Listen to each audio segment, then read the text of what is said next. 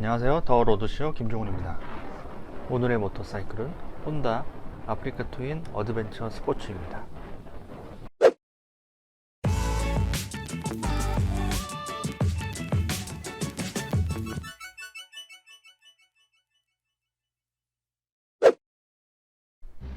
요즘 날이 좋죠?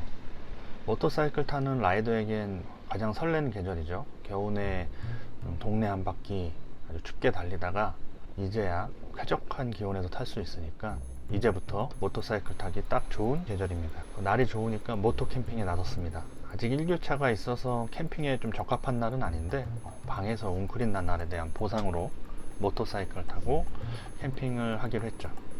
원래는 작년에 구입한 알라인티 어반 GS로 가려고 했어요. 작년 하반기부터 열심히 탔는데 날도 풀렸으니 모캠도 한번 가봐야지 하면서 준비를 했는데 같이 가기로 한 지인이 혼다 크로스 커브를 타고 간다고 해서 이왕이면 같은 혼다로 한번 맞춰볼까 해서 혼다 시승 모터사이클을 빌려보기로 했습니다. 2020년 아프리카 트윈 어드벤처 스포츠 모델을 빌리게 됐어요. 작년에 새로 바뀌었죠. 2016년에 아프리카 트윈이 현대적으로 재탄생했죠. 1980년대 다카르 랠리의 전설 이런 얘기를 들어본 적이 있을 겁니다.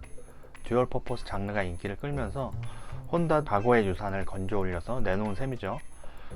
오버리터급 듀얼 퍼포스와는 다르게 앞 21인치, 뒤 18인치로 오프로드 주파에 강점을 둔 점이 좀 특징이죠. 그리고 무엇보다 DCT로 편리성을 확보했습니다.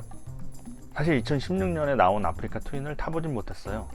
그때 내 라이딩 경력으로는 크고 무거운 모터사이클에 오를 엄두가 나지 않더라고요. 그래도 인상은 확실히 남았습니다.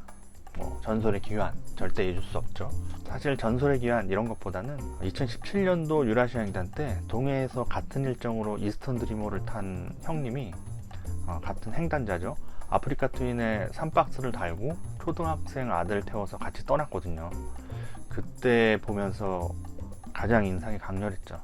SR400으로 횡단하려고 배에 실은 나로서는 아프리카 트윈의 3박스까지 단 그 웅장한 모습에 놀랄 수밖에 없었습니다. 거의 모터사이클보다는 야마토 전함? 이런 느낌이었어요. 짐까지 다 실은 그 모습이 좀 어마어마했거든요. 그 형님은 무사히 유라시아 횡단을 마쳤습니다. 러시아, 몽골, 중앙아시아 거쳐서 유럽으로 가는 코스니까 어지간한 오프로드는 다 달린 셈이죠. 중간중간 소식을 들었는데 그렇게 짐 싣고 아들까지 태우고 무사히 유라시아 횡단을 했다는 것만으로도 아프리카 트윈의 인상이 좋을 수밖에 없습니다. 혼다가 제대로 만들었구나 싶었죠.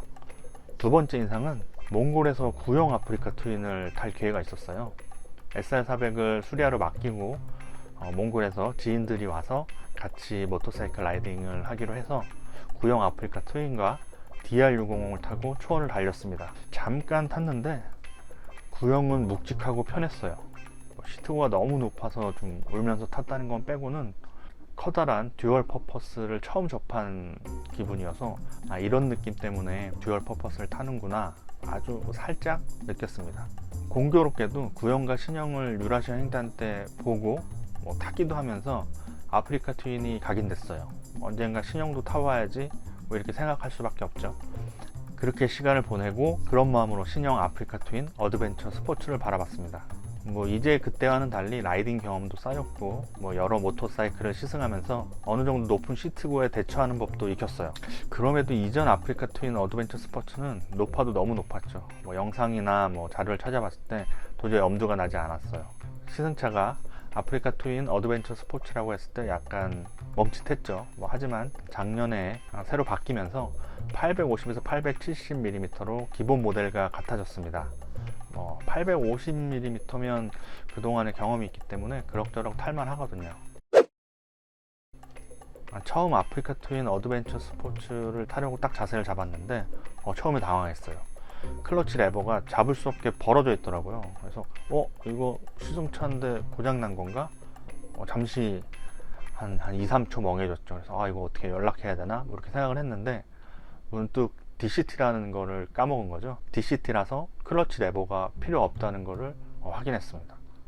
왼쪽 레버는 파킹 브레이크였어요. 아예 없으면 그냥 없구나 그러면서 생각할 텐데 레버가 있긴 있어서 처음엔 좀 당황했어요. 매번 잡던 게 벌어져 있으니까 당황할 수밖에 없었죠. DCT를 제대로 타보는 건 처음입니다. 골드윙을 아주 잠깐 타봤는데 그건 탄 거라 할 수 없는 정도라서 제대로 타는 건 처음이죠. 뒤에 놓고 그냥 스로틀만 조작하면 움직이는 것 자체가 무척 신기했습니다. 이질적이지 않을까 싶었는데 꽤 부드럽게 변속하면서 매뉴얼 모터사이클 타는 맛을 살리더라고요. 금세 적응했죠.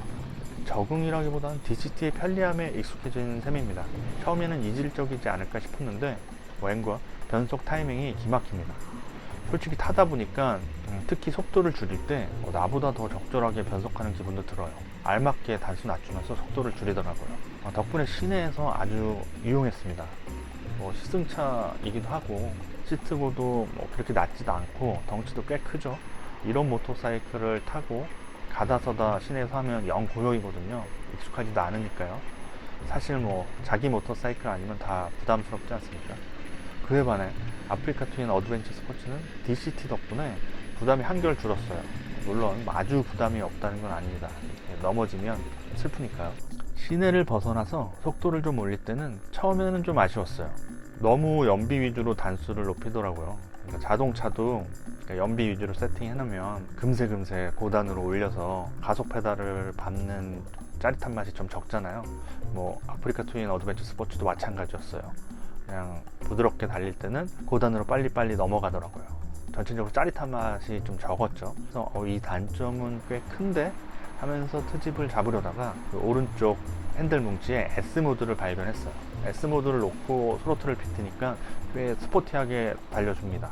역시 DCT가 적절하게 회전수 높이면서 변속하더라고요. 그러면서 스포티한데도 부드럽게까지 해요. 그 DCT를 겪으면서 혼다의 기술에 대해서 다시 탐복했죠. 게다가 더 밀어붙이고 싶은 사람에겐 매뉴얼 모드인 M 모드도 있죠. 하나씩 이건 좀 아쉬운데 하는데 그걸 다 대처를 해놨더라고요. 혼다가 아프리카 트윈 어드벤처 스포츠에 담긴 기술이 아쉬운 지점을 하나씩 제거합니다. 처음 겪으니까 꽤 인상적이었어요. 이왕 듀얼 퍼포스를 탔으니 흙길도 좀 달려봤습니다. 고저차가 있는 흙길은 아니고요. 자잘한 돌들이 많은 길이었어요. 공도보다 흙길에서 확실히 DCT가 영향을 발휘하더라고요. 기어 변속에 신경을 쓸 필요가 없으니까 차체 조종과 스로틀 조작에 더 집중할 수 있었습니다. 혼다가 왜 아프리카 트윈에 DCT를 넣는지 알 것 같아요. 그리고 혼다가 아프리카 트윈을 처음 내놓았을 때 누구나 편하게 탈 수 있게 DCT를 넣었다고 했는데 그 의미를 알 것 같아요. 험로에서 조금 더 부담도 적고 실제로 타는데도 편리성이 있습니다. 달리다 보니까 지금까지 험로 최고속을 경신했어요. 긴 서스펜션 트래블이 편안하게 다 걸러내는 이유도 있었겠죠. 그럼에도 기아 조작을 하지 않아도 된다는 DCT가 있기 때문에 조금 더 편하게 탈 수 있었던 것 같습니다. 험로에서 DCT를 경험해 보니까 누구나 편하게 즐겨라라고 혼다가 다독이는 기분이에요. 물론 고난이도 험로에선 때로 클러치 기술이 필요한 건 맞습니다. 하지만 모두 고난이도 험로에 가는 건 아니잖아요. 적당한 오프로드 길에서 흙길에서 시동이 꺼지지 않고 차체를 조정하는 데만 집중하면 한결 편하거든요. 고생도 즐거움이긴 한데 몇 번 시동 꺼져서 넘어지고 나서 모터사이클을 세우면 그 고생에 흙길과 멀어지는 것도 사실이니까요. 특히 밀리는 길과 험로에서 DCT는 놀라운 기술로 다가왔어요. 약간 가정하면 이건 혁명 아닌가 싶었어요. 모터사이클을 제대로 타기 전에 왜 모터사이클은 자동차처럼 자동 변속기를 만들지 않을까 이렇게 생각한 적이 있었는데 혼다가 그걸 만들었네요. 잘 변속할까 싶었는데도 상당히 훌륭하게 변속합니다. 2020년 신형은 개선한 DCT를 장착했다고 합니다. 이전 버전을 좀 경험해보진 못해서 얼마나 좋아졌는지는 몰라요. 하지만 2020년 신형 기준으로 봤을 땐 중급 이상 라이더의 실력은 DCT가 구현한다고 생각합니다. 똑똑하고 재빠릅니다. 아프리카 트윈 어드벤처 스포츠를 타면서 DCT의 매력에 푹 빠졌죠. 개선한 DCT 외에도 2020년 아프리카 트윈 어드벤처 스포츠는 대거 변했습니다. 기존 모델에서 아쉬운 점을 거의 다 개선했다고 할 정도예요. 배기량을 1084cc로 올려서 이젠 세 자릿수 101마력을 뽑아냈죠. 거기에 6축 자이로 센서를 장착해 코너링 ABS와 코너링 라이트를 적용해서 안전 편의 장치도 꼼꼼하게 적용했고요. 전자 제어 서스펜션으로 터치만으로 프리로드를 좀 조종할 수 있게 또 변했습니다. 터치 계기판도 기특해요.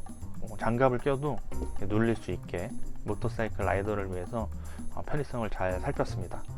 그거 외에도 크루즈 컨트롤이나 히팅 그립 등 투어나 이런 데 필요한 어떤 편의 장치를 꽉 채웠습니다. 그렇게 보면 아프리카 트윈 어드벤처 스포츠는 어드벤처 모터사이클로서 구성이 좋아요. 가격이 전에 비해 오르긴 했지만 채워진 옵션 생각하면 거의 고마운 수준 아닌가요? 이런 구성으로 완성할 수 있다는 점이 혼다의 저력이 아닌가 싶어요.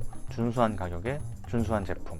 장르별로 더 풍성하고 상위급의 대표 모델이 있지만 그만큼 가격도 풍성하잖아요. 혼다는 고급진 질감만 포기하면 아쉬울 게 없는 구성이라고 생각합니다. 그 고급진 질감이 물론 선택하는데 결정적인 요소이기도 하죠. 아무튼 혼다 아프리카 트윈 어드벤처 스포츠는 준수한 모델로서 확연하게 다가옵니다. DCT의 영특함을 즐기다 보니 어느새 캠핑장에 왔습니다. 멀지 않은 가평 쪽으로 왔어요. 크로스 커브를 위한 배려랄까요? 텐트 치고 그 앞에 각각 모터사이클을 세워놓으니 그림이 그럴듯합니다. 대단한 모험 축에도 못 끼지만 모터사이클 타고 캠핑한다는 것만으로도 분위기가 좀 다르죠. 그런 기분을 느끼려고 모캠을 떠나는 거 아닌가요? 진지를 구축했으니 즐기는 일만 남았습니다. 저는 야외 고기와 불멍 이 두 가지 때문에 캠핑을 좀 즐기는데요. 캠핑하러 오기 전에는 모터사이클 타고 또 캠핑을 즐기고 다시 떠날 때도 모터사이클을 타고 즐길 수 있기 때문에 모캠이 좀 재밌는 것 같습니다. 이제 더 환상적인 날들이 올 테니 더 자주 떠나야겠습니다. 떠나세요. 탈 수 있을 때 타야 합니다. 지금까지 더 로드쇼 김종훈이었습니다. 채널 구독 부탁드립니다.